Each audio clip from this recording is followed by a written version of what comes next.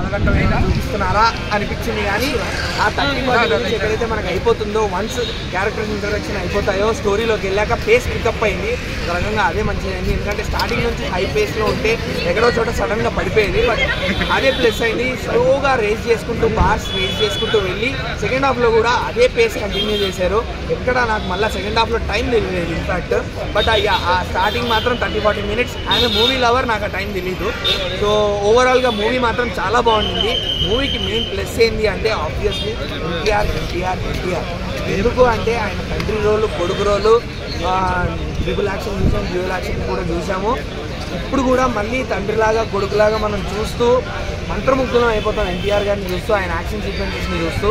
Especially ఆ కళ్ళు, ఆ డైలాగ్ డెలివరీ, ఆయన ప్రపంచంలో ఆయన క్రియేట్ చేసుకున్న యాక్షన్ సీక్వెన్సెస్లో ఎన్టీఆర్ గారు ఇచ్చిన డెలివరీ ఏదైతే ఉందో అది మాత్రం చాలా అల్టిమేట్. దీనికి తగ్గట్టే అనిరుద్ధ్ గారు పూనగాలు వచ్చే బీజిఎం కొట్టారు, పూనగాలు వచ్చే సాంగ్స్ ఇచ్చారు.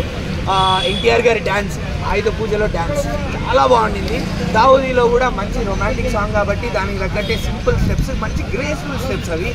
అలానే ఇంకొక స్పెషల్ మూమెంట్ ఉంది వేర్ ఒక సాంగ్ రాదు మనకి, అక్కడ ఓన్లీ మ్యూజిక్ బిట్ ఉంటుంది. అక్కడ ఎన్టీఆర్ గారు మనసు విప్పి డ్యాన్స్ చేస్తారు. మాత్రం ఉద్యోగం అయిపోతాం నిజంగా ఆయన చూస్తూ, ఆయన డ్యాన్స్ చూస్తూ ఉండిపోతాం.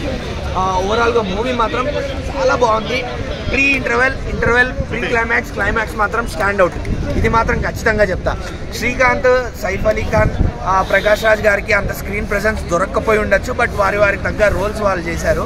సైఫ్ అలీ ఖాన్ గారికి కొంచెం డిసప్పాయింట్మెంట్. ఎందుకు అంటే ఆయన డబ్బింగ్ అప్పుడు లిప్ సింక్ కుదరకపోవడం వల్ల, ఆయన్ని maybe first time Telugu audience Telugu మూవీలో డైరెక్ట్గా చూడడం వల్ల మేబీ కొంచెం డిస్కనెక్ట్ ఫీలింగ్ ఉండింది. ఇప్పుడు జైలర్ మూవీలో శివరాజ్ కుమార్ గారు